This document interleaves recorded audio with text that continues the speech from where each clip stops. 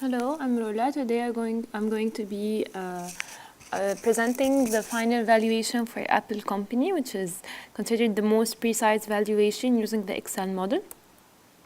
First, I started by the WACC calculation, which is the discount factor I'll be using later in while calculating the present value.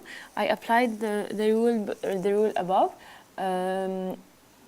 Using the cost of equity and the cost of debt and the value of each and the percentage of financing of each. Basically, I added both debt and equity together, and I calculated each as a percentage, along with concluding the tax rate from secondary research. I applied the rule, and I reached a total WACC of 6.089, which is compared to 9.78 actual WACC.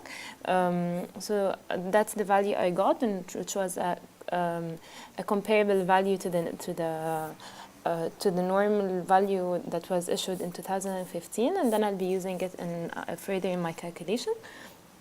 As for the terminal value, I calculated the free cash flow and the growth rate. I got it from the internet research as well, which turned out to be 2.66. And by applying the rule we have in the book, I reached a terminal value of 26767 billion. I'll be discussing all of this in details in a few while. These are the formulas that I used in calculating the figures, which we've been using before. And numbers I got from secondary research: a growth rate of 2.66, risk rate of 0.029, a beta of 0.9954, and capital expenditure for 2015 was 11,247 million. So for evaluation, as I said before, the WACC I calculated and the growth rate I included from the research. I started by projecting the cash flow. So I started by getting the EBIT from the finance model, the Excel sheet. Then the tax rate deduction was calculated as a percentage of the actual tax rate from EBIT, which will be added. Then the capital expenditure, which I got from the secondary research as well, depreciation which was available already in the cash flows, and the net working capital, which is the only figure that's going to be with a minus, which I got by the rule I've just reviewed.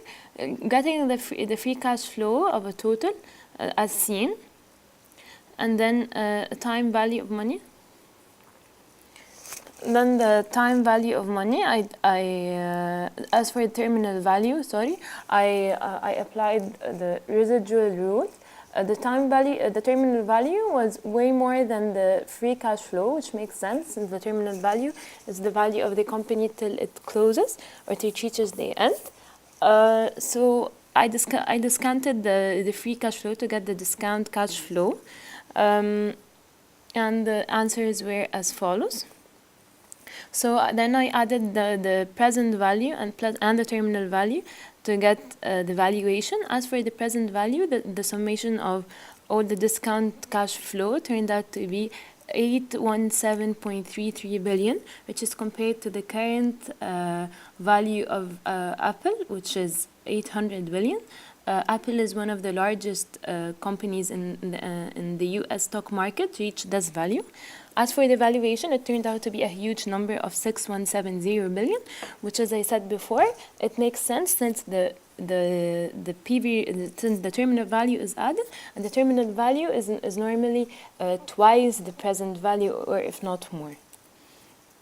As for the conclusion, as I just said, the market value was issued in 2015 of 700 billion, the PE ratio of 13.7, and dividend yield of 1.75, making Apple was one of the highest value company compared to its competitors in the market of Microsoft and Samsung.